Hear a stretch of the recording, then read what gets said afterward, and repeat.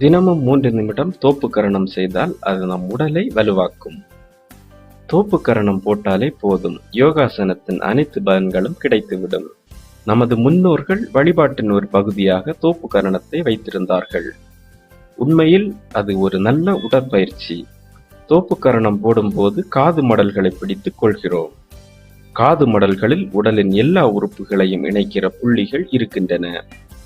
காது மடல்களை பிடித்து தோப்பு கரணம் போடும்போது உடலின் எல்லா உறுப்புகளுக்கும் செயல்படுவதற்கான தூண்டுதல் கிடைக்கிறது. உடல் இயக்கம் சீர்படுகிறது. தோப்பு கரணம் போட விரும்பும் ஒருவர் ஆரம்பத்தில் அவருடைய தோள்பட்டை அளவுக்கு கால்களை விரித்து வைத்துக் கொண்டு தோப்பு கரணம் போட வேண்டும். பின்னர் பயிற்சியானவுடன் கால்களை சேர்த்து வைத்துக் கொண்டு தோப்பு கரணம் போட வேண்டும். வலது கை விரல்களால் இடது காது மடல்களையும் இடது கை விரல்களால் வலது காது மடல்களையும் பிடித்துக்கொண்டு உட்கார்ந்து எழ வேண்டும். உட்காரும் போது மூச்சை உள்ளிழுக்க வேண்டும். எழும்போது மூச்சை வெளிவிட வேண்டும்.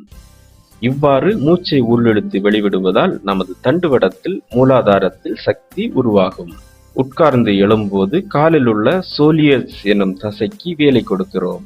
உடல் முழுக்க இரத்த ஓட்டத்தை சீராக்கும் இதயத்தின் தசைகளைப் போலவே இயங்கக்கூடியது இந்த சோலியஸ் தசை. இதனால் உடல் முழுவதும் இரத்த ஓட்டம் சீராகும்.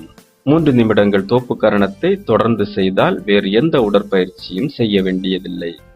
ஆனால் இந்த 3 நிமிடங்களே பலரால் ஆரம்பத்தில் செய்ய முடியாது என்பதே உண்மை. மேலும் வீடியோக்களுக்கு சேனலை சப்ஸ்கிரைப் செய்யுங்கள்.